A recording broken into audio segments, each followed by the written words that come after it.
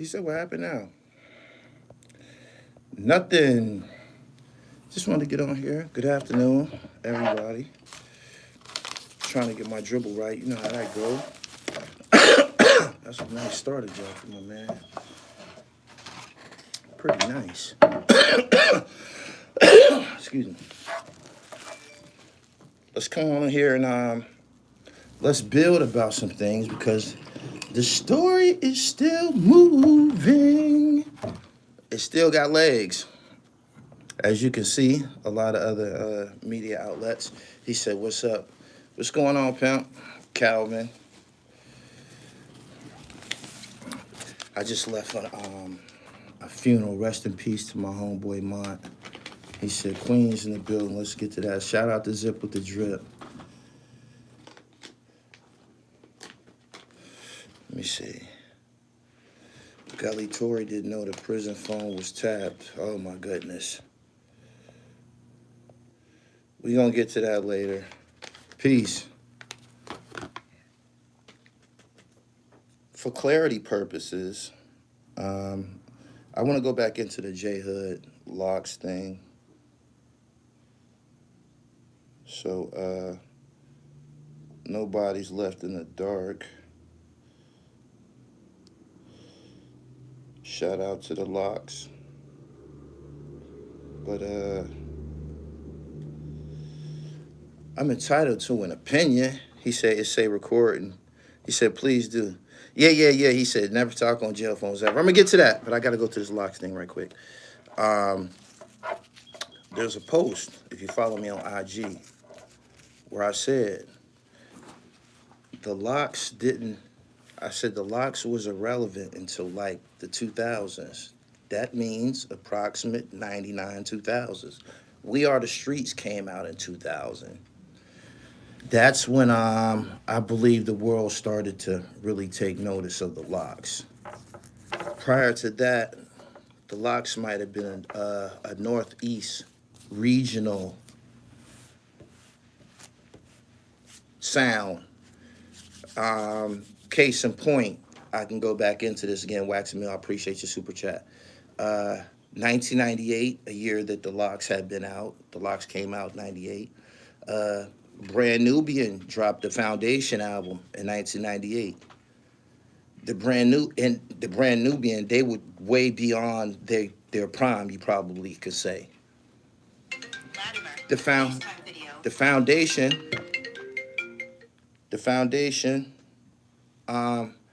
album was popping more than the Money, Power, Respect album. These are facts. He said, Vintage Innovation, I appreciate your super chat.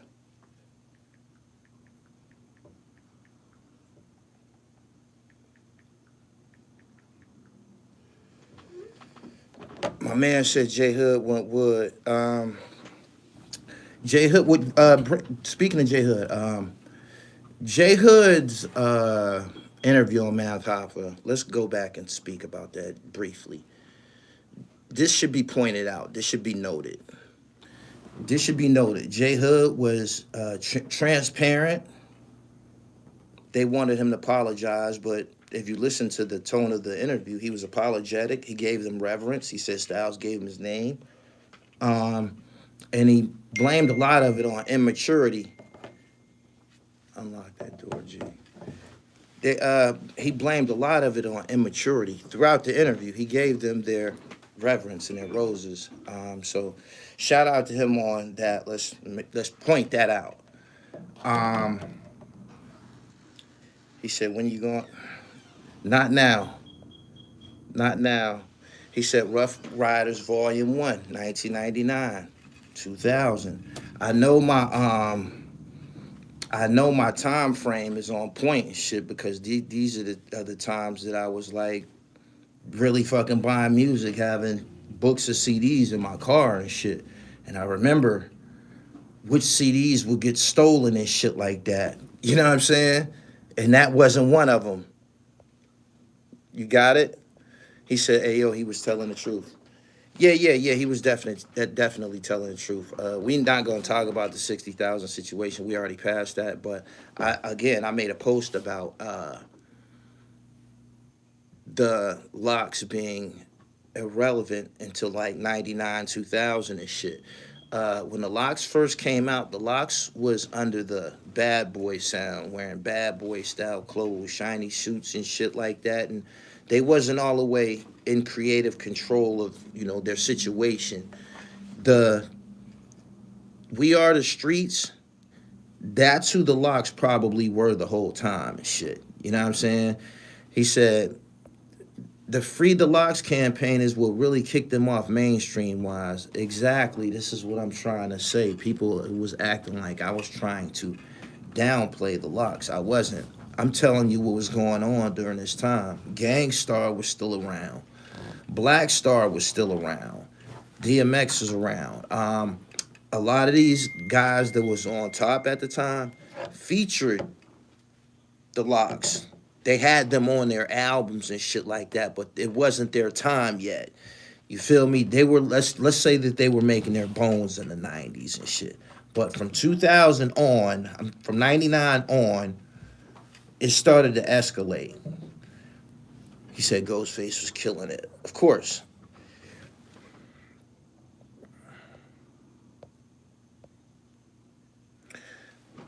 My man said D Block is the locks. Y'all really carrying me through this. This is great. The locks is a group. I said yesterday that I believe the locks had 3 lives. The bad boy locks. Boom. Then you had when they got free, the We Are the Streets, and then the fucking D Block locks shit, which became their identity. That's kind of like what people began to refer to them as, D Block. And yeah, during this time, we started to get the DVD era, visuals, and Jordan Tower, and Fendi from the Come Up. You started to see a lot of Jadakiss and a lot of D Block videos. You feel me? And it's getting bigger and bigger because of the media shit. And this is what I meant by they wasn't really doing nothing in the 90s. If their debut album came out in 1998, they couldn't have had a lot of impact in the 1990s. Do you understand what I'm saying? Sometimes y'all be a little remedial and shit like that. They can't have a lot of impact in the 90s if their debut album came out January in 1998. Do you understand what I'm saying? Duh, right? Exactly. So, boom. Prior to that, music, you know what I mean? Lauryn Hill was around, the Fugees was around, Tupac was around, Biggie was around, Black Star was around, Gang Starr was around, Nas was around, Jay-Z even admitted it. Niggas didn't really appreciate it till the second one came out. He was talking about the joint that he dropped in 1998, Hard Knock Life.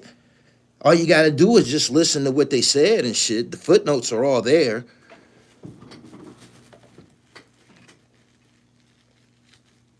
He said Too Much Heat was out. Exactly. Wu-Tang, Capadonna, on and on and on. Def Squad, Goody Mob.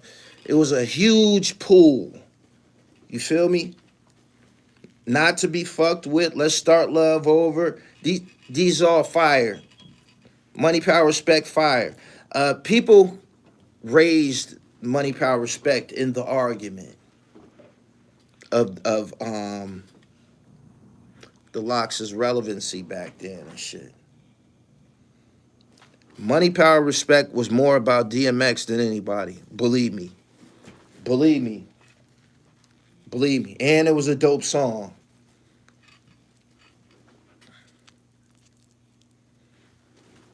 He said Money, Power, Respect was cold. It was. It was.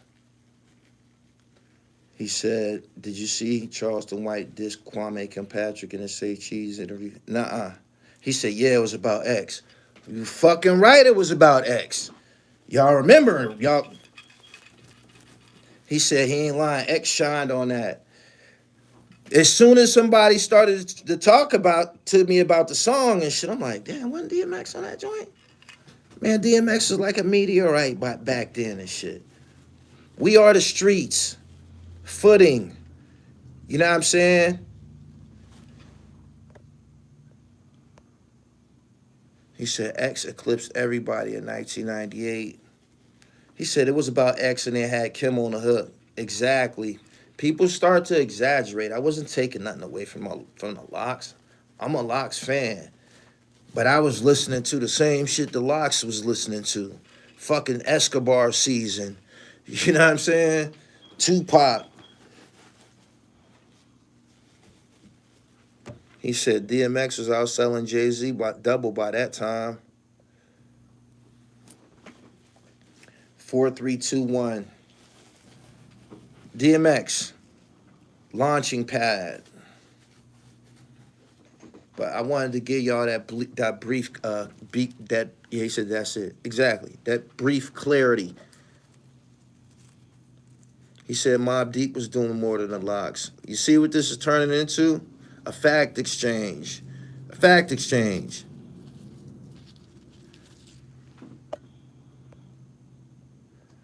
My man said Hood in his feelings. Why you say that? Salim, I appreciate your donation.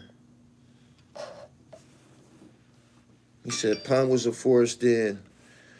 Go listen to the song John Blaze. Jadakiss says, you hot dog niggas get Nathan. Fucking around with Jason. Shorty from the Lox. John Blazing. He's just coming out. Just starting to make his fucking... Just starting to come into them chambers with them gorillas and shit. He was on a song with Pun and Raekwon and Cannabis and... I said Cannabis. Pun and Raekwon and Esco and shit. Like, this is big business. I first heard the Lox on Black Rob, Can I Live? I've been a fan ever since. He said fans are the worst. Yeah, niggas get a little bit emotional and try to get away from the facts and shit. We ain't gonna do that. Jadakiss was a local NYC bar rapper in my book. A lot of people say that. He fought like a motherfucker. He put in the work. Salim, I appreciate your super chat.